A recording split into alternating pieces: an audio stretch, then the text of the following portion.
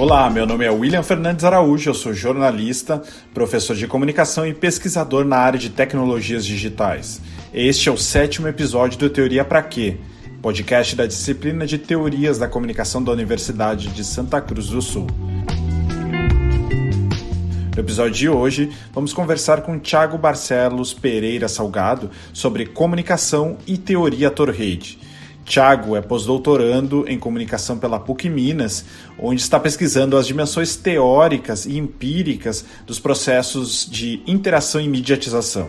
Na sua tese de doutorado, Thiago abordou os fundamentos pragmáticos da teoria Torrade como base para a análise de ações comunicacionais em redes sociais online. Em nossa conversa, discutimos diferentes contribuições que os estudos identificados com a teoria Torrade podem trazer para pensar o campo da comunicação.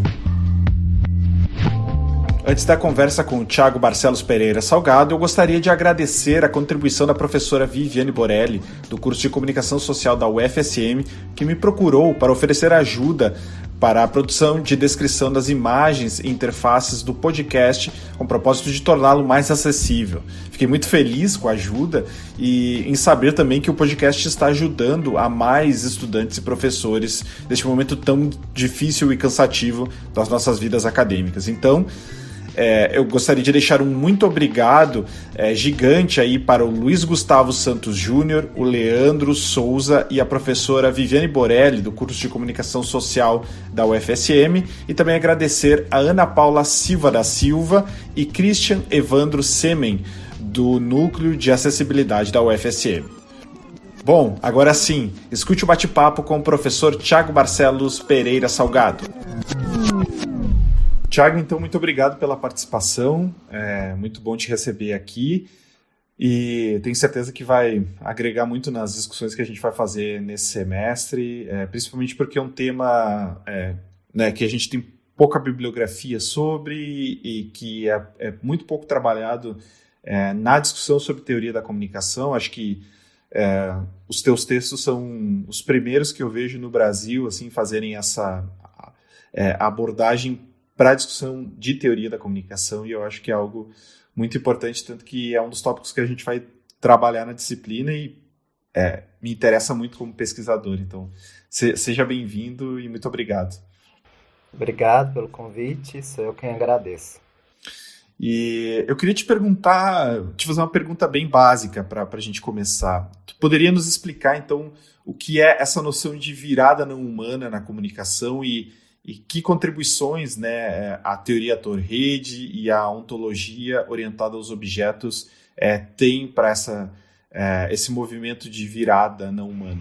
Bem, a ideia de virada não humana, ela antecede a virada não humana na comunicação. A virada não humana, ela acontece primeiro na filosofia, né? Se a gente pensa lá nos Estados Unidos, a gente já tinha uma corrente chamada de pragmatismo, desenvolvida pelo Peirce, conhecido como o pai da semiótica, né? Apesar de ele não trabalhar apenas com semiótica, ele era um matemático, um filósofo, um lógico, e a semiótica é uma vertente da perspectiva maior dele, que é a lógica, junto com outros como William James, por exemplo, e John Dewey, que são esses pensadores lá dos Estados Unidos. Eles desenvolvem essa abordagem, que é o pragmatismo norte-americano, que vai procurar pensar a ação. O pragmatismo é uma filosofia da ação. Como que as pessoas agem, o que elas fazem no dia a dia e como que as suas crenças, aquilo no qual elas acreditam, vai direcionar essas ações. Então, eu ajo conforme aquilo que eu acredito. Então, a virada não humana começa por aí. A partir dessa perspectiva de olhar para a ação e de relacionar a ação com o pensamento, né? Que é justamente essa questão da crença. Eu acredito, eu penso em alguma coisa e aquilo afeta o modo como eu ajo, né? Então, se eu acredito em Deus, eu vou agir conforme os princípios da Bíblia, por exemplo. Se eu acredito no budismo, eu vou agir conforme os princípios do budismo, etc. Então, essa virada começa na filosofia. E depois eu tento trabalhar ela na comunicação, pensando em inclusão de atores que até então eram desconsiderados, né? Então, a ação ela era pensada apenas para os humanos, né? Os humanos enquanto sujeitos da ação, enquanto seres capazes de agir. E a partir de mais ou menos 1960, 70 na França, tem uma outra corrente, que é a teoria Torrade, que a gente vai falar um pouquinho dela aqui, que vai pensar a ação dos não-humanos. Então, a ação não-humana começa a ser pensada na sociologia mais ou menos aí no final dos anos 70, início dos anos 80, com a teoria Torrede, e aí, a partir dela, que eu me baseio para pensar a virada não humana na comunicação, que é considerar que a comunicação se dá também entre atores não humanos e não somente entre atores humanos. Sim. Tu poderia explicar, então, como se dá o pensamento da teoria Torrede, assim, em relação a isso, como, de repente, até explica um pouquinho mais historicamente, né, como se dá a formação dessa teoria. Sim. Bem, a teoria Torrede, como eu disse, ela vai se iniciar aí ao final dos anos 70, início dos anos 80, com dois pensadores. O primeiro é o Michel Calon, que é um sociólogo francês, e o outro é o Bruno Latour, às vezes creditado como filósofo, antropólogo ou sociólogo. A formação do Latour é em sociologia, antropologia e filosofia, né? Ele tem aí abarcado essas três vertentes, né? Ele passeia por esses três campos. E o Michel Calon, que é um sociólogo também relacionado com a administração. Bem, então a partir desse período, né, mais ou menos início dos anos 80, os dois vão pensar nessas ações que compõem o mundo, né? Então, por exemplo, Michel Calon vai olhar para os pescadores que vão coletar animais marinhos, né? E como que toda essa dinâmica de contato entre pescadores e animais marinhos vai afetar a comunidade, como essas ações de pescar, de comer, de coletar os animais, bem como é, colocar dejetos, né, nos mares, nos rios, nas águas, afeta o modo como que essas pessoas coletam esses animais e como que eles consomem esses animais.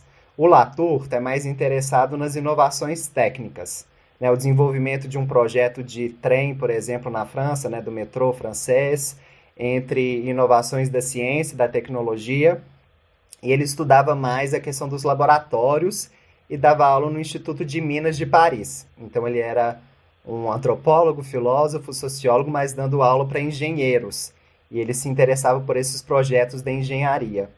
E aí, num texto de 86, o Michel Calon ele vai estudar os veículos elétricos, né? Então, esses projetos de inovação naquele período em que eles estavam pensando essas questões, elaborando alguns trabalhos acerca disso.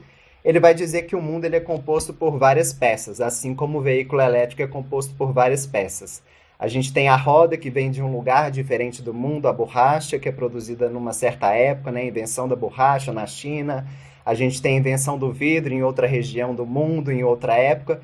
Então, as ações que integram o mundo, que seria uma metáfora aí do carro, desse grande composto, ele também é composto por pequenas peças. Então, o mundo, nas suas ações, ele é composto por outras várias ações, outras pequenas ações de seres que são humanos e não humanos. E aí, caminhando junto com a perspectiva da sociologia, né, se a gente pensa na tradição da sociologia, sobretudo francesa, com Émile Durkheim, que é muito falado, um dos sociólogos mais famosos e pai da sociologia francesa, a gente tem a ideia de que o social seria essa grande estrutura, né, como se fosse esse grande veículo que antecederia essas outras ações. Então, muitas vezes, naquela época, a sociologia ela era olhada de uma maneira mais ampla. Então, se via o veículo, mas se esquecia de olhar para as pequenas partes que compunham aquele veículo.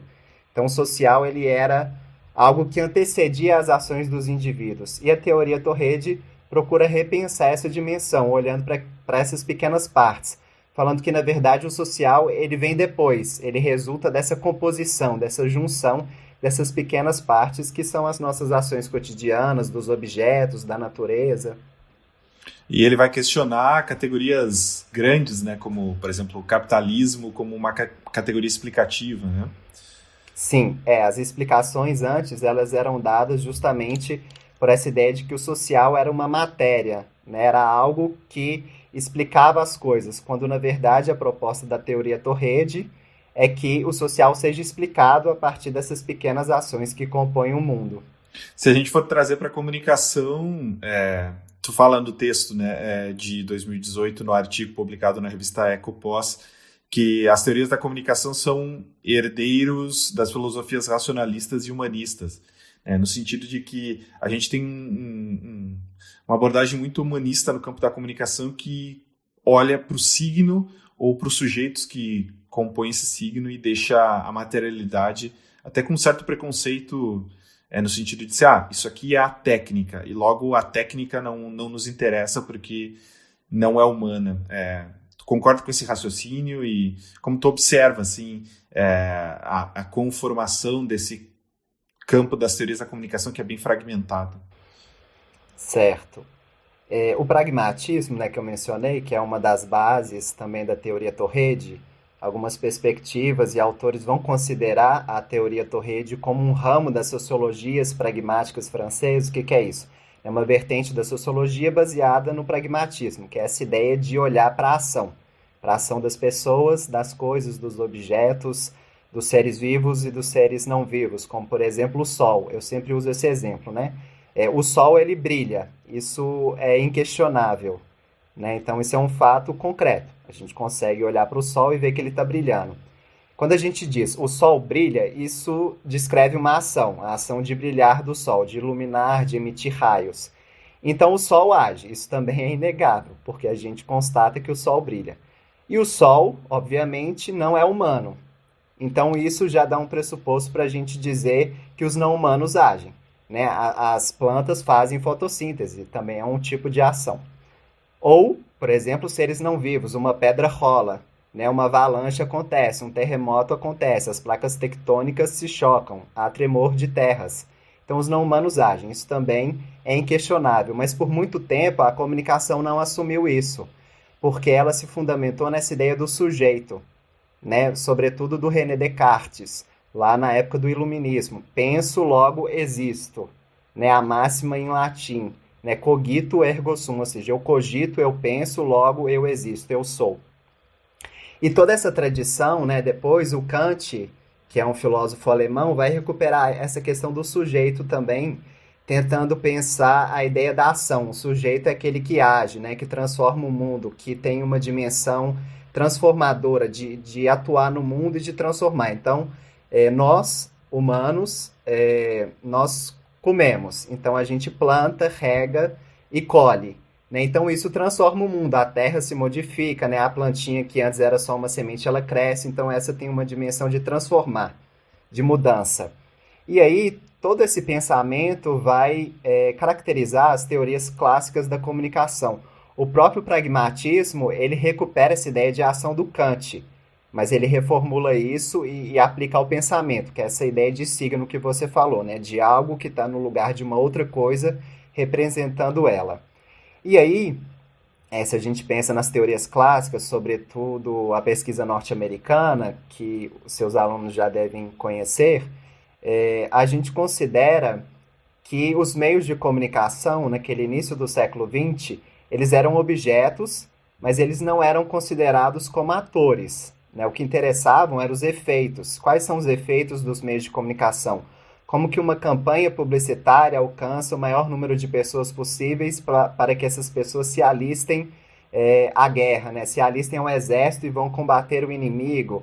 Como que o rádio, muito difundido naquele período, muito utilizado pelas pessoas nos anos 20, 30, ele conseguia fazer com que as pessoas aderissem a essas campanhas de guerra ou voltassem num certo candidato à presidência dos Estados Unidos. E tudo isso baseado nessa ideia racionalista, né, do pensamento, do sujeito, muito antropocêntrica, né? Antropos significa homem, né? Então essa ideia é voltada para o homem, mas aí obviamente incluindo as mulheres, as crianças, os idosos, como que o ser humano ele é privilegiado por esses estudos. E justamente como você disse, considerando os objetos como coisas quase que inertes, né? Sem capacidade de ação. Quem vai fazer agir é o ser humano na hora que ele liga o seu celular, na hora que ele entra digitando sua senha e login no e-mail. E aí isso até então havia sido descartado pela comunicação. Isso começa a ser recuperado no Brasil, principalmente, aí a partir dos anos 2010, com o André Lemos e a Fernanda Bruno, que trazem essas ideias da teoria Torrede para a comunicação. Sim, quando a gente chega num momento em que bom, né, se a gente for seguir à risca as discussões, os objetos nunca deixaram de ser agentes, mas agora talvez eles sejam... eles têm uma agência que seja impossível de negar, né? Porque a todo momento tem um exemplo que eu usei em aula no início do semestre, que era quantas vezes por dia a gente precisa provar que não é um robô, né? Quando a gente está navegando toda hora. Então, a gente vive um momento, né, em que a agência maquínica, ou a agência dos objetos técnicos, ela é evidente. Bastante evidente, né? Esse exemplo que você citou, eu acho que aparece praticamente na tela de todo mundo, né? Quando você vai logar no seu e-mail, quando você precisa acessar seu currículo, você tem que confirmar. É como se a máquina dissesse assim, não, o robô sou eu e você é humano que está aqui me utilizando, né? Se utilizando de mim, fazendo com que eu haja. Eu queria, nesse momento, assim, partir para uma discussão de como a gente pode utilizar essa nova perspectiva que principalmente a teoria Torredi traz para pensar o processo comunicativo. Como tu observa isso? Que contribuições e como efetivamente, assim, por exemplo, um aluno que está na graduação, está lendo pela primeira vez, pode se apropriar disso para compreender melhor o processo comunicativo? Bem, a ideia de processo comunicativo, ela começa a ser pensada a partir da Escola de Chicago, né? Essa ideia de processo, de dinâmica, de relação. Na verdade, a Escola de Chicago, o interacionismo simbólico, antecede a teoria da Mass Communication Research, né? A pesquisa administrativa norte-americana que a gente conversou na pergunta anterior. Então, a Escola de Chicago ela é fundada em 1882, na própria cidade de Chicago, que se torna essa cidade relevante nos Estados Unidos, e aí os estudos em sociologia, antropologia, psicologia desenvolvidos nessa Universidade de Chicago atentavam para as relações, né, para essas microações, né, essa ideia de uma sociedade constituída pelas relações cotidianas, do dia a dia, da vivência na cidade, no urbanismo. Então, essa ideia de processo, né, na verdade, eles não eram formados em comunicação, não tinham publicitários, não tinham jornalistas ou relações públicas ali, mas eles vinham de campos relacionados, né, às ciências sociais e humanas, apesar de que hoje a comunicação é uma área independente, né, no cadastro do MEC e da CAPES, né, que é essa agência que vai financiar as pesquisas no Brasil. Só que naquela época a ideia era que a comunicação era essa dinâmica de vivência, né? O que interessava era a vida social, as relações sociais, as relações em comunidade.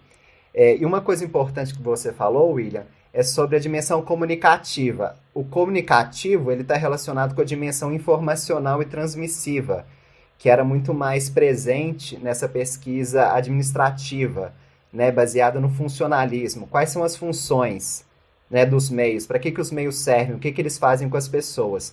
Enquanto que essa escola de Chicago, que é anterior, já pensava numa dimensão mais humana, né, do contato, do encontro entre as pessoas, do convívio, que era chamado de social naquela época, delimitado ou restrito apenas aos seres humanos. Agora, o comunicacional, o próprio professor Muniz Sodré, da Universidade Federal do Rio de Janeiro, um dos grandes pensadores aí da comunicação, ele vai diferenciar comunicativo de comunicacional. O comunicativo está relacionado, então, com a informação que era passada de um ponto para outro, se a gente lembra da teoria matemática, formulada pelo Shannon e o Weaver, que eram engenheiros e matemáticos interessados em passar, né, um conteúdo, uma mensagem, sem uma interferência, que eles vão chamar de ruído, enquanto que o comunicacional está relacionado com as relações. A própria etimologia da palavra comunicação, que é cunhada, utilizada a partir do século XV, final do século XIV, no contexto medieval e religioso, significava encontro, né? Romper com isolamento. Esse fato da gente se encontrar com outras pessoas e ter a vida coletiva. Agora, pensando em como que a teoria Torredi contribui para a comunicação, como que a gente pode se apropriar dela, é justamente considerar essas outras ações que até então eram desconsideradas. Ou seja, a comunicação é uma ação, o próprio termo já diz, comunicação, uma ação comum. E que essa ação comum, ela se dá no encontro, na utilização na dinâmica, no processo, como você bem disse, entre seres humanos e seus objetos. O ser humano, o que vai diferenciar ele dos animais, por exemplo, das plantas, das não coisas ou dos não objetos, dos não seres humanos, né, os não humanos, é justamente o fato do ser humano estar relacionado e atrelado à tecnologia. Né? Os objetos técnicos demarcam historicamente os humanos e é isso que caracteriza o humano. O humano é caracterizado pelo fato de ele ser um ser técnico. Né? Obviamente que a técnica nos animais, por exemplo, quando um macaco pega uma pedra e fica lascando uma pedra na outra, ou se utiliza de um galho para conseguir alcançar a sua comida. Isso também é uma dimensão técnica, mas é muito distinta do que a gente chama de técnica na perspectiva humana, né? Que tem componentes materiais, digitais, eletrônicos, então tudo isso demarca o humano. E para a gente se apropriar da teoria Torredi, acho que ela é essa lente, né? Esse grande óculos que a gente pode colocar para ver o mundo a partir de outras ações, né? Como o exemplo do carro que eu falei. Ao invés da gente olhar e ver tudo pronto, vamos desconstruir isso e ver os componentes que vão compor esse mundo. E aí a comunicação passa a ser uma comunicação que eu tenho trabalhado atualmente, que é uma comunicação ecológica, que está em simbiose, em relação com tudo aquilo que está no nosso entorno. Seja esse entorno pessoas com as quais a gente encontra no dia a dia, ou a gente conversa numa live, ou os nossos familiares e amigos mais próximos, ou mesmo a xícara de café que a gente usa para acordar de manhã, o óculos que a gente usa, a roupa que a gente veste. Muito bom. Me parece que um dos pontos mais importantes para a gente pensar a comunicação a partir da teoria Torredi é a noção de relação, né? Que não é novo, como tu destacou, né? Tá marcado em várias teorias da comunicação, teorias mais aceitas na comunicação, né? Como o próprio interacionismo simbólico. Mas eu quero que tu avalias isso que eu vou falar, assim, se tu concorda e como que tu observa isso. Me parece que a teoria Torredi nos ajuda a compreender também como o próprio sujeito humano, ele, na interação com o objeto técnico, ele se constrói, ele se subjetiva, ele se molda, né? Como a gente muda a usar determinada tecnologia comunicacional, determinada mídia, né? Que eu acho que é uma ideia que já estava nos estudos de comunicação, mas que a teoria Torredi nos dá mais ferramentas para mapear essa ação dos objetos. Não sei se tu concorda. Sim, eu concordo. A teoria Torredi é isso mesmo que você falou, né? Tem um dos autores da teoria Torredi, que é o John Law, um pouco menos conhecido do que aqueles dois que eu mencionei, o Bruno Latour e o Michel Calon, que ele tem um texto em que ele diz que a teoria Torredi é uma caixinha de ferramentas para a gente ver essa dimensão material e olhar para o mundo, né? Ela vai nos ajudar a analisar o mundo.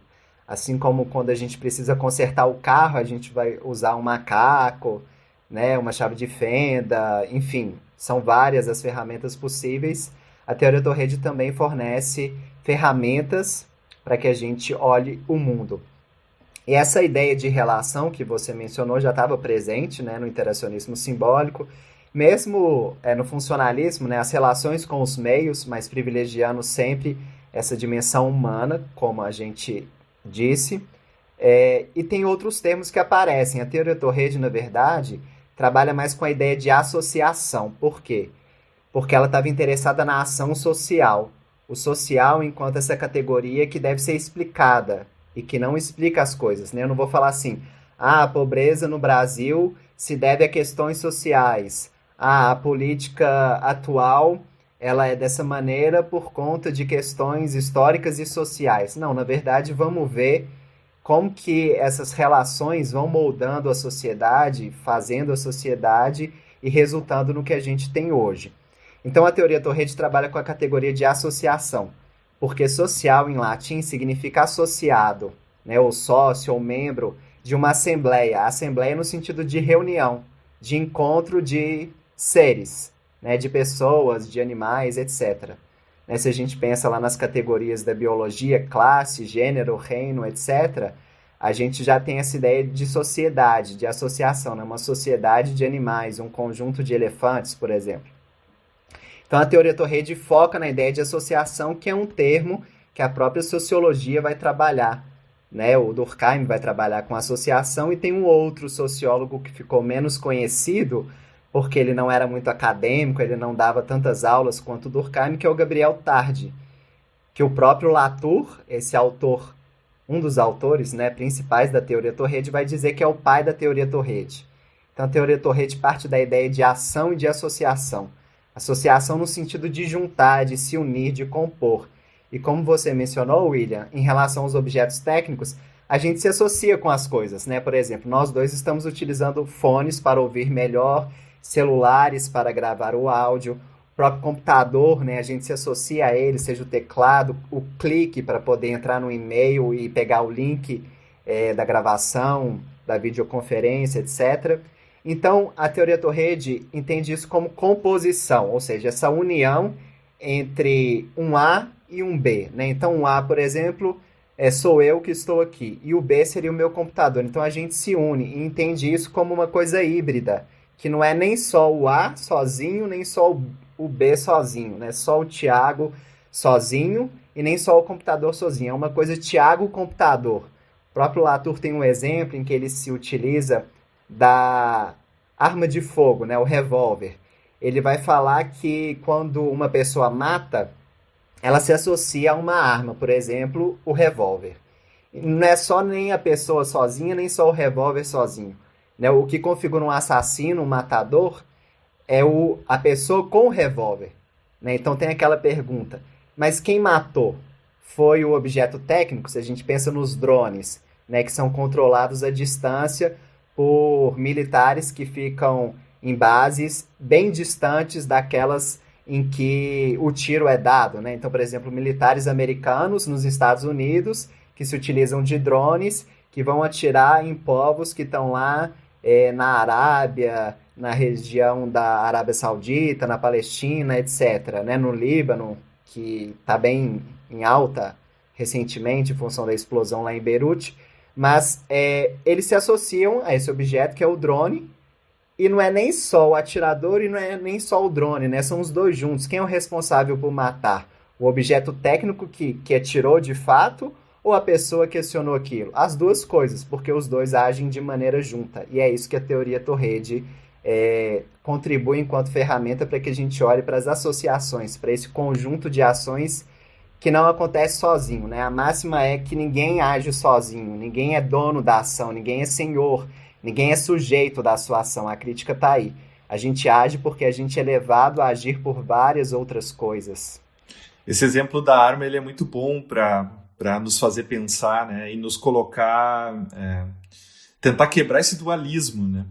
Que é difícil de ser quebrado, principalmente nesse debate em si, né? O debate público sobre armas, ele acaba recaindo no dualismo. Nas minhas aulas eu pego esse debate e reconfiguro para a gente pensar a comunicação a partir do exemplo da selfie, que me parece um exemplo bem interessante. Como começa a selfie, né? A fotografia sempre foi uma prática comunicacional e tecnológica humana de representação do outro, da própria visão humana, né? Então, a organização técnica da fotografia colocava a visada do fotógrafo para frente, né? Para captar aquilo que ele vê. Quando que isso passa a se inverter, né? E aí me parece que é um exemplo interessante porque nos coloca várias questões e nos leva novamente a essa dualidade, assim. Então, o desenvolvimento tecnológico das câmeras que fotografam as pessoas fez com que as pessoas se tornassem mais narcisistas, porque elas passaram a tirar mais selfie, ou o desejo narcisista das próprias pessoas, ou o desejo de representação das pessoas fez com que as câmeras fossem desenvolvidas e passassem a ser colocadas na frente dos celulares, e agora todo celular tem uma câmera que mostra.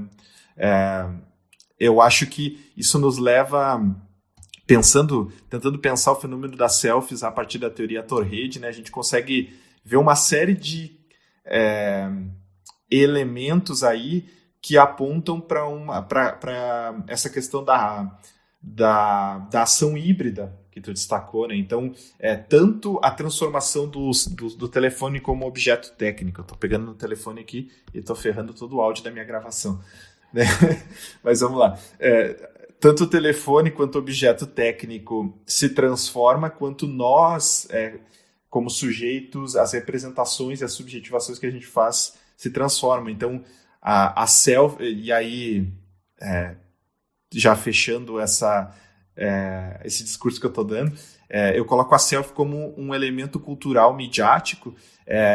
Ela é um processo que se desenvolve na associação entre diferentes atores e eventos, né? Como a popularização das câmeras, o desejo subjetivo da autorrepresentação, o aumento dos espaços de exposição pessoal, os discursos também que vão trazer isso como algo positivo, legal, e o próprio desenvolvimento tecnológico. Então, me parece que a associação entre tecnologias digitais e seres humanos transformam tanto a tecnologia quanto a representação do que é ser humano contemporaneamente, né? Não sei se tu concorda, o que tu acha dessa proposta de análise? Sim, eu acho que é uma boa proposta, né? Porque justamente você está pensando a relação, a associação, o conjunto, né? A ideia não é pensar as coisas em separado, justamente porque não existe nada em separado, né? O que você chama de celular é sempre um conjunto, né? Várias pessoas se utilizam de celulares, várias pessoas se utilizam da câmera do celular para produzir uma selfie representando a si mesma, né? Então tudo isso está interligado. Entrando num conceito mais específico, assim, o conceito de mediação me parece bastante adequado para a gente pensar esse processo relacional entre sujeitos e tecnologia na comunicação. Eu acho que tu não usa tanto essa noção, né? Não sei, pela leitura que eu fiz dos teus textos, tu utiliza mais uma noção de meio, da ontologia orientada aos objetos. Como tu observa esse conceito? A ideia de mediação, ela vai ser trabalhada na teoria Torrede e se tornar bastante difundida a partir de um texto de 1994, se não me engano, do Latour, que é sobre a técnica, né? On social technique, alguma coisa nesse sentido assim. Que ele vai falar da mediação técnica. Alguns termos são próprios do vocabulário da teoria Torrede, né? Essa abordagem que vai utilizar de vários nomes, várias palavras, para dizer dessas coisas que acontecem no mundo. Então a gente falou de ação, de relação, de associação, de interação. Todos esses termos, em certa medida, são sinônimos, né? E o termo mediação também aparece para diferenciar uma ação que tem uma dimensão de transformar, de mudar o ambiente ou o ser que age, seja esse ser humano ou não, e diferenciar esse tipo de ação que implica numa transformação de uma ação que, a princípio, não acarretaria mudança, que é o que a teoria Torrede chama de intermediação. Na própria comunicação, a gente sempre pensou os objetos como intermediários, né? Comunicação mediada por computador. Na verdade, nos termos da teoria Torrede, não é comunicação mediada por computador, seria comunicação intermediada por computador. Agora, se a gente considera que o computador, igual aqui no início do nosso podcast, a gente estava com problemas técnicos, né, da conexão cair, da videoconferência encerrar, ter que entrar de novo, na hora que ele faz essa ação, age de maneira a alterar a minha ação, né, transformando também o modo como eu estou agindo, ele se torna um mediador. Então, a mediação, essa categoria, esse termo, essa palavra que a teoria Torrede se utiliza para dizer de ações que vão acarretar, que vão influenciar outras ações. Como eu disse, né, são essas pequenas ações que compõem o mundo. Então, quando o William me convida para poder conceder uma entrevista, é uma ação, e a ação de concessão da entrevista é outra ação. Então, essas duas ações estão interligadas. Como também o fato de ligar o computador, o fato de acordar de manhã, tomar café, clicar no e-mail, ligar a luz para que o ambiente não fique escuro ou ativar o celular. Todas essas ações estão interligadas, né? Não é uma ação sozinha. A entrevista não é uma ação única, ela está sempre mediada, ou seja, são outros conjuntos de ações que vão produzir essa entrevista. Essa é a ideia de mediação, diferenciando daquela outra, que seria a intermediação. Né? Se o meu computador funcionasse sem dar uma pane, sem ter um problema, eu não ia perceber que ele está ali. Né? Eu ia naturalizar aquela ação do objeto e nem ia lembrar que o computador está ligado, que a câmera está ativada, é como se eu estivesse conversando face a face, diretamente com o William. Mas quando o computador dá um problema, aí eu tenho que parar, ligar de novo, clicar no link da reunião. Essa ação do próprio computador não foi uma ação minha, foi uma ação técnica que me fez agir também nesse sentido de reformular a minha ação, religando, acessando de novo o e-mail.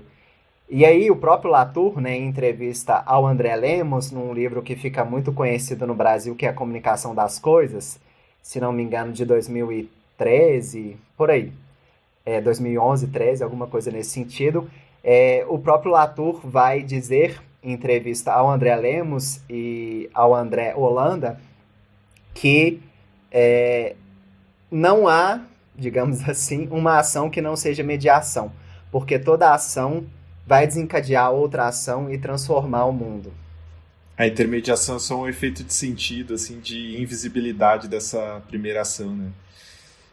Correto, é sempre o pesquisador ou a pessoa que está descrevendo aquela ação que vai dizer: o computador teve uma pane. Agora, se eu não quiser relatar isso contando para outra pessoa, o computador foi um mero intermediário, um mero objeto que não fez nada, porque eu, pesquisador ou relator, não produzi um relato, uma descrição, uma narrativa que dissesse que o computador agiu nesse sentido de dar um problema, uma falha técnica. Esse conceito de mediação nos leva, principalmente os estudantes de graduação, leva a uma questão de uma dificuldade de entender, né? Porque os conceitos, eles variam muito de acordo com a perspectiva que tu vai trabalhar. Então, um mesmo termo pode significar coisas muito diferentes, conceitos muito diferentes em áreas diferentes, né? Então, essa ideia de mediação da teoria Torrede, por exemplo, não tem nada a ver com a teoria das mediações do Martin Barbeiro, né? Que é um dos autores que a gente vai estudar na disciplina. Podem ser estabelecidos paralelos, mas a gênese delas não é a mesma, né? Então é preciso ter esse cuidado aí na observação. Eu queria retomar até uma citação de um conteúdo que a gente usou lá na primeira aula desse semestre, que foi um vídeo da professora Vera França, e que nos leva a uma questão que uma das principais críticas ao pensamento da teoria Torrede, que é a questão da intencionalidade, né? Tudo bem, os objetos fazem parte do processo comunicativo, mas eles não têm intenção. E até eu achei engraçado porque ela te cita, né, no debate lá, ela disse, a gente já discutiu a questão da intencionalidade, eu muitas vezes debati com o Thiago a questão da intencionalidade. Então, como tu observa essas críticas e como que a teoria Torrede responde às críticas? Esta é uma das críticas que a teoria Torrede recebe, dentre outras, né? Vamos começar com essa primeira, da questão da intencionalidade. Primeiro, destacando que a Vera é uma grande pesquisadora de comunicação, né? Uma das principais brasileiras, que vai pensar a epistemologia, o conhecimento, o saber sobre a comunicação e o que é comunicação. Né, vários textos escritos sobre o objeto da comunicação, teorias, enfim, são vários os assuntos que ela trabalha. E a base dela é, sobretudo, o interacionismo simbólico, que é essa ideia da ação humana, né, essa ação transformadora humana em coletividade, em comunidade, em interação. Né? O próprio termo interacionismo simbólico destaca isso. É uma ação com outra ação, por isso uma interação. Para a teoria Torrede, diferentemente, toda ação é interação, não precisa chamar de interação, porque ninguém age sozinho. Se não age sozinho, está agindo com dois ou mais atores, com duas ou mais coisas, com dois ou mais seres. Então, não precisa falar que é interação, é ação, porque toda ação já pressupõe um conjunto de vários outros atores. Isso é um ponto. Agora, entrando na questão da intencionalidade. Quando você pensa nos seres humanos são, de fato, eu diria, semi-intencionais. Né? Assim, a gente tem uma intencionalidade, como, por exemplo, fazer uma entrevista, um podcast. Mas são vários os fatores também que estão para além do nosso controle, como as questões técnicas, né, pelas quais a gente passou ao início da gravação. Então, somos semi-intencionais. A gente tem uma finalidade, tem um objetivo de que é gravar, de não dar nenhum erro, de conseguir captar o áudio de uma maneira mais adequada para que ele seja compreendido. No entanto, são vários os fatores que vão interferir nisso, por isso que eu digo que é semi-intencional. Mas na perspectiva tradicional da comunicação, que é pensada apenas para humanos, há a questão da intencionalidade, né? Se a gente pensa nos regimes de manipulação, né? A gente estava falando aí da pesquisa norte-americana, da campanha publicitária de propaganda de guerra, convocando as pessoas para se alistarem por meio do rádio, da televisão, né? Que eram os meios principais daquele período. Tem uma intencionalidade ali, né? O conteúdo ele era criado visando a adesão das pessoas ao alistamento militar, né, ou a votar num certo candidato para que ele, então, fosse o presidente norte-americano. Agora, quando a gente pensa na ação não humana e considera que são outros também os atores que agem, são outros os sujeitos que produzem o mundo e a sociedade, essa intencionalidade ela é distribuída, né? O próprio Latour fala isso, né? No exemplo que a gente deu do revólver. De quem é a culpa? A intenção de matar é da pessoa que quis matar, foi levada a matar porque ficou com raiva, teve uma relação conjugal conflituosa, ou porque uma pessoa fez mal, ou foi contratado para isso. Mas o revólver também participa da ação. Então a culpa, a intencionalidade, ela é distribuída entre os atores, que é a ideia de rede. Né? A rede é justamente uma distribuição das intencionalidades. A teoria Torrede não chega a trabalhar muito com essa questão da intenção, né? Eu nem sei ao certo se o próprio Latour assumiria que há intencionalidade, mas eu acho que ele diria que a intencionalidade ela é distribuída, né? Não se trata de uma intenção minha. Obviamente que há a intenção de criar um celular, né, para que as pessoas usem, conversem de uma maneira mais dinâmica, mais fácil, digamos assim, em contato com pessoas em diferentes partes do mundo, em horários simultâneos. No entanto, o objeto só teria intencionalidade quando ele é conjugado com o ser humano. Eu acho que isso também precisa ser dito para a gente não assumir uma dimensão mais genérica de falar que os objetos têm intencionalidade. Eles têm intencionalidade no sentido da sua criação, né? Quando eu faço uma linguagem de programação, eu tenho uma intencionalidade. A própria linguagem ela é intencional, né? Por que existe verbo, sujeito, predicado? Por que existe ícone no computador? Por que existe botões, né, para clicar? Tem uma intencionalidade ali, né? Se a gente pensa no design, na ideia da affordance, que são essas condições de ação, há uma intencionalidade, mas essa intencionalidade ela é compartilhada com as coisas, com os outros atores, né? Para a teoria Torrede, tudo é compartilhado, não há nada isolado, sozinho. E a própria comunicação ela não se dá no isolamento. Quando você tem situações de inércia, de não ação, de isolamento, você não tem comunicação. Né? Então, mas aí você pode me perguntar assim, mas e o silêncio? Né? O silêncio seria uma não ação? Não, na verdade o silêncio é uma ação de ficar calado, se você pensa pela via inversa. É uma escolha, uma intenção de não dizer algo, que comunica tanto quanto quando você abre a boca e fala alguma coisa. E acho que também está relacionado com a premissa de quebrar o dualismo entre intenção, como tu falou, né? Menos intencional, intenção e não intenção. Pensando, tem um texto do Latour que ele vai falar que é abrir a porta para outros tipos de ação que não apenas a intencional, né?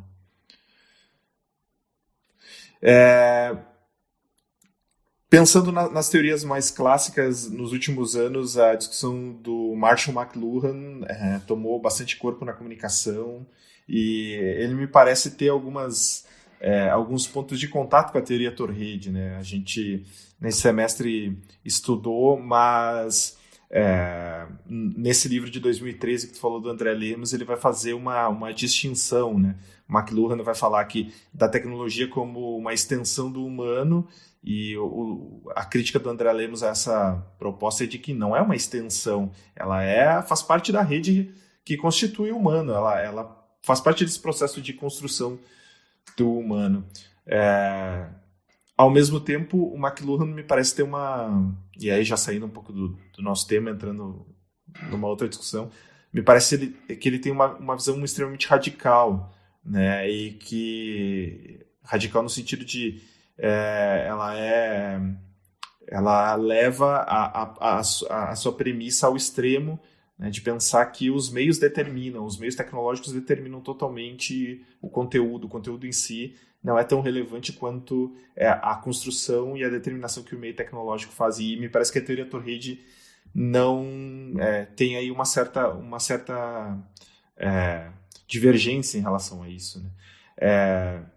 Não esperando uma resposta certa ou errada, só o que tu acha sobre essas aproximações entre essa discussão dos meios proposta pelo Marshall McLuhan e o que a teoria Torredi entende e que pode nos ajudar a pensar a comunicação. Bem, se eu me lembro bem, acho que o próprio Latour cita McLuhan em algum texto, assim, eu não lembro exatamente qual, né? São muitos os textos que Latour escreveu aí ao longo dos anos, mas se eu me lembro bem, há um texto em que ele cita o McLuhan. O próprio Latour não é um autor da comunicação, né? Ele não é da área de comunicação, e a comunicação não é uma categoria, uma perspectiva que lhe interessa diretamente. Apesar de vários pesquisadores e pesquisadoras da comunicação se valerem do Latour e da teoria Torredi para pensar a comunicação. Mas acho que é importante dizer que a teoria Torredi nunca esteve preocupada diretamente com a comunicação.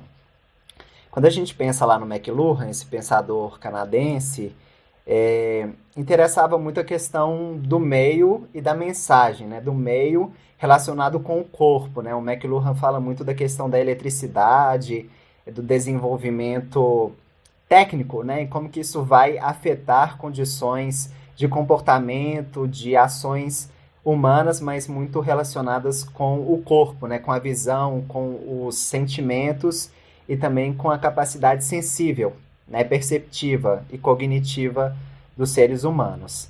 Essa ideia de meios como extensão do homem, né? Mas aí pensando o homem nessa categoria de ser humano, ela é mais ampla, me parece, em que ele vai justamente dizer, o McLuhan, que os meios são essas extensões, né? Aquilo que está para além do humano, mas ao mesmo tempo está conectado com ele, a própria ideia da extensão, né? Também faz parte do humano, mas é uma coisa que está junto. Então, nesse sentido de composição da teoria Torredi, eu acho que é possível aproximar. Agora é preciso diferenciar a ideia de meio para a ideia de mediação. Né? O meio, na dimensão McLuhaniana, me parece muito atrelado à dimensão do suporte, do objeto, da dimensão material. Enquanto que a mediação, ela é uma categoria um pouco maior, assim, mais abrangente, porque ela trata da dimensão material e da dimensão não material. Então, um sentimento, por exemplo, que é uma coisa abstrata, ela também pode ser um ator. Né? Um amor, por exemplo, uma paixão platônica por outra pessoa pode me levar a fazer coisas que antes eu não faria. Quando a gente está na multidão, né, pensando em vários protestos, em Belarus, por exemplo, que é uma dimensão mais contemporânea, ou os protestos que aconteceram em 2013 no Brasil, quando a gente está em grupo, né, a gente faz coisas que a gente não faria sozinho. Então, essa dimensão mais psíquica, mais abstrata, ela também é mediadora. Me parece que McLuhan não atentou para essa dimensão mais abstrata, eu diria, apesar de considerar a cognição, a percepção, mais focado muito na dimensão material, física, né, dos objetos, a composição física dos objetos. Outra coisa é a máxima, né, o meio é a mensagem, que já foi criticada por muitos, né. O Latour trabalha com a ideia de rede, como eu disse, né, para ele, o meio é a mensagem é o meio é mediador, tanto quanto a mensagem é mediadora. Observe que McLuhan faz uma distinção entre meio, que seria o mediador, e a mensagem que é mediada pelo meio. Enquanto que no Latour, os dois mediam, os dois compõem rede, porque a mensagem me faz tomar decisões ou não tomar decisões em função do seu conteúdo, tanto quanto o meio. Se eu estou utilizando o celular, estou lendo, por exemplo, um jornal no aplicativo do jornal no meu celular. Eu tenho que aumentar, por exemplo, o corpo da letra.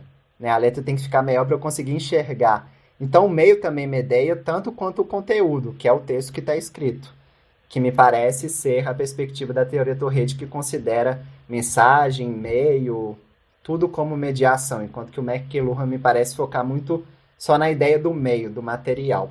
Acho que é por aí. Muito bom, muito obrigado. Acho que é, a tua explicação traça uma distinção muito clara, assim, e muito interessante esse exemplo da diferença entre as duas percepções de meio, dá uma clareza muito boa, assim. Não significa que é fácil, né? Que vai ser fácil entender. E eu acho que essa é uma das propostas, né? De a gente estudar teoria, desafiar os nossos esquemas mentais, né? Acho que para todo aluno de graduação é justamente esse um desafio e como tu observa, assim, tu é professor, está trabalhando com uma disciplina muito similar à nossa, né? Mas com uma perspectiva de pesquisa também junto. Mas como tu observa esses desafios, assim, de estudar a teoria, ainda mais uma teoria que não é tão, no nosso caso, né, não é uma teoria tão familiarizada no nosso meio, a gente sofrer não é o termo, mas a gente passa por algumas situações de muitas vezes ter que explicar várias vezes uma mesma coisa. Então, são duas perguntas em uma. Como tu observa as dificuldades dos alunos em estudar a teoria e entrar nessas abstrações às vezes, e a questão da teoria Torrede, a dificuldade de trabalhar ela na comunicação? Eu vejo que é uma questão um pouco maior, sabe, William, relacionada à educação e, sobretudo, o histórico da educação no Brasil. Né? Em tempos de pandemia, como você mesmo comentou, né, antes da gente iniciar a própria gravação, em questão do acesso aos conteúdos, que se torna um pouco mais difícil, né, em função da situação atual, seja das pessoas estarem em casa ou não terem acesso à internet, né? Se a gente lembra que 53% da população mundial tem acesso à internet, ou que, por exemplo, a maioria das pessoas não eram cadastradas na Caixa Econômica Federal, não tinham sequer uma conta digital, não sabiam sequer utilizar algo que era digital para ter o auxílio, né, mensal por parte do governo. A gente considera que são várias as dificuldades de aprendizado, então essa é uma questão maior. Né? E no aprendizado eu digo questão de ler, de escrever, de assistir alguma coisa para que o conteúdo seja melhor compreendido e mais assimilável. E a teoria, ela se torna, em certa medida, um dificultador justamente pela sua dimensão mais abstrata. Obviamente que não existe teoria sem uma dimensão empírica, né? Toda teoria vai se voltar para as dimensões empíricas, mesmo aquelas que, digamos assim, mais abstratas, mais filosóficas, é sempre alguma coisa que é concreta. Né? Então, a ação, por exemplo, a filosofia da ação, que a gente conversou muito hoje, ela é concreta, a ação é concreta, a ação acontece no mundo. Né? Isso é inquestionável. Mas, às vezes, os alunos, as alunas de graduação em comunicação se questionam: para que eu vou aprender teorias da comunicação se eu vou trabalhar em agência de publicidade, se eu vou ser redator num jornal, se eu vou ser fotógrafo, se eu vou ter minha própria empresa para fazer documentário e tal.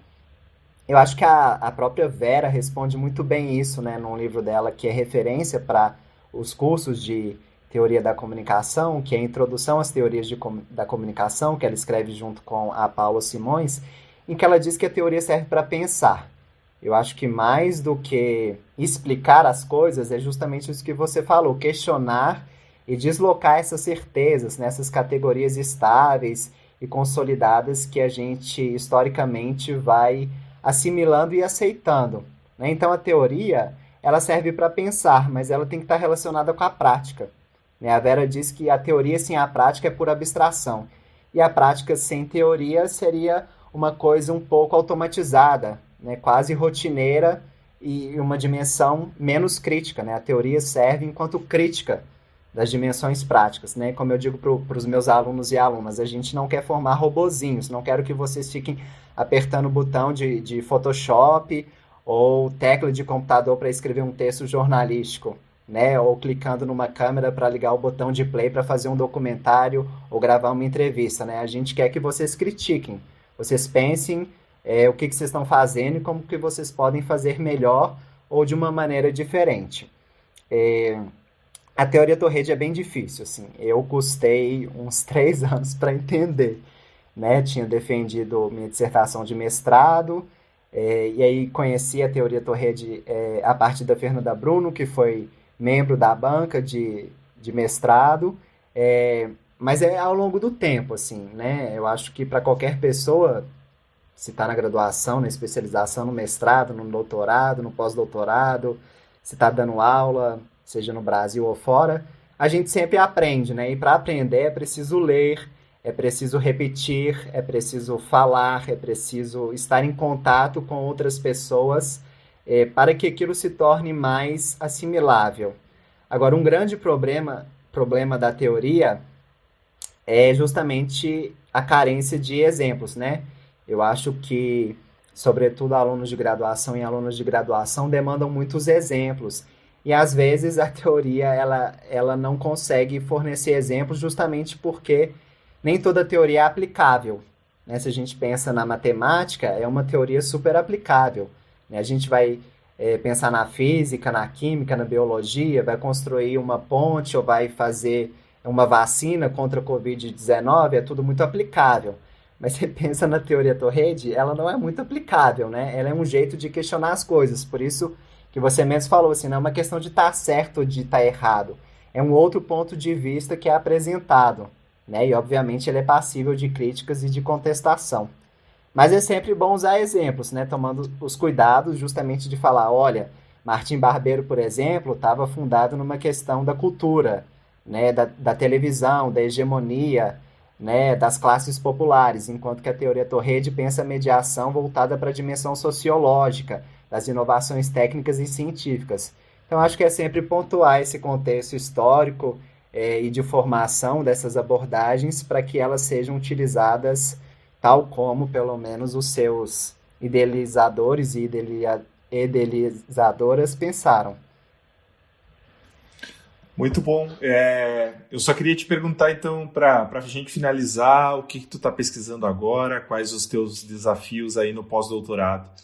Atualmente eu estou como pós-doutorando na PUC Minas, aqui em Belo Horizonte, orientado pela professora Maria Ângela Matos, conhecida como Dedé Matos, em que eu estou voltado para o conceito de comunicação, assim, o histórico do conceito de comunicação, quando que ele aparece, como que os diferentes sentidos de comunicação vão sendo construídos e reformulados ao longo da história até os dias de hoje.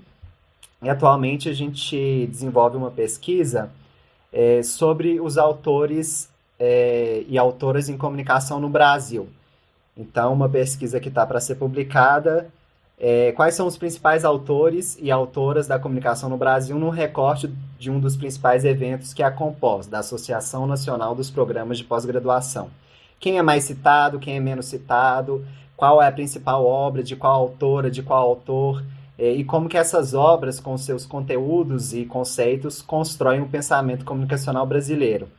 E também olhando para a categoria da colonização moderna, né, que é essa categoria antropocêntrica, focada na mídia, nos meios de comunicação, como que ela aparece nesses textos. Né? Se a gente tem mais autores americanos, franceses, alemães, italianos, qual que é o percentual disso? Se tem mais homens ou mulheres, qual que é o percentual disso? Se isso aumenta, né, essa desproporção entre homens e mulheres, ou se diminui ao longo dos anos. Então, essa é a grande pesquisa que a gente está fazendo. A gente recortou em 4 anos iniciais, nos anais online, disponibilizados gratuitamente no site da Compós, e depois a gente vai ampliar para 20 anos da Compós, de 2000 a 2019. Nossa, muito bom. Vai dar para tirar um registro muito interessante, assim, desse momento de transformação, né? Me parece que, como hipótese, é um momento de transformação do campo. Não que anteriormente não tenha havido transformações, mas me parece que pela própria natureza do nosso tempo, de muitas mudanças, esse é um momento especial de transformações mais rápidas?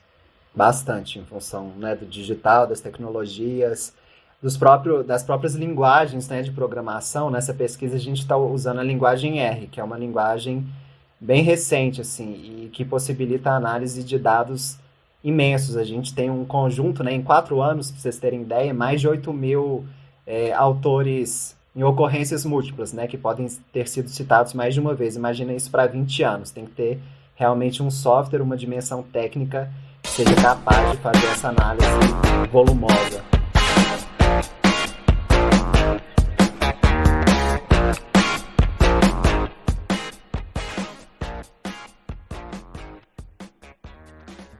Thiago, muito obrigado. Então, vamos agora para aquele momento legal do podcast, que é poder também dar uma dica, né, sobre algo que tu tenha gostado de consumir contemporaneamente e que pode enriquecer um pouquinho essa relação que agora é totalmente mediada online, né, e que se a gente está num bar, se a gente está em outro lugar menos formal do que uma sala de aula, a gente consegue fazer. Mas como está todo mundo em suas casas, muitas vezes a gente perde e o podcast acaba sendo esse espaço de construção dessas proximidades, mesmo que apenas em áudio. O que tu pode sugerir para o nosso pessoal? Bem, assim, a gente falou um pouquinho da leitura, né? Eu acho que a leitura ela é fundamental para a formação do pensamento e também para a descontração. Assim, eu, por exemplo, me baseio na leitura para momentos de lazer, descontração, de não trabalho. Né, o que eu tô lendo? Assim, de literatura, eu gosto muito dos clássicos. Eu tô lendo Machado de Assis, Memórias Póstumas de Brás Cubas, um livro um pouco polêmico que foi proibido no Brasil, né, mais recentemente, e depois voltou a circular. Gosto muito de poesia, tô lendo Manuel de Barros, que é um poeta brasileiro, que dá margem pra gente pensar várias coisas. Gosto muito também das lives, né, que estão acontecendo em plataformas distintas, né, seja transmissões via YouTube ou no próprio Instagram, que se tornou uma plataforma muito importante atualmente, né, que possibilita as lives, né, a partilha de tela com 2 pessoas. Assisto muitas séries também, acho que isso ajuda a gente a ver outras questões.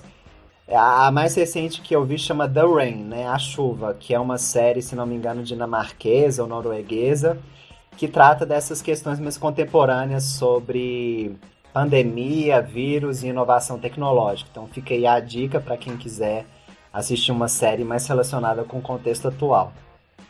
Olha só, ela tá em que plataforma? Tá na Netflix. Netflix. Thiago, muito obrigado pela participação, foi muito bom, acho que a conversa é muito esclarecedora e com certeza a gente vai usar teus textos também em sala de aula para enriquecer a discussão. Muito obrigado. William, obrigado, fico muito agradecido pelo convite e pela possibilidade de contribuir para a formação de seus alunos e alunas e também para a área.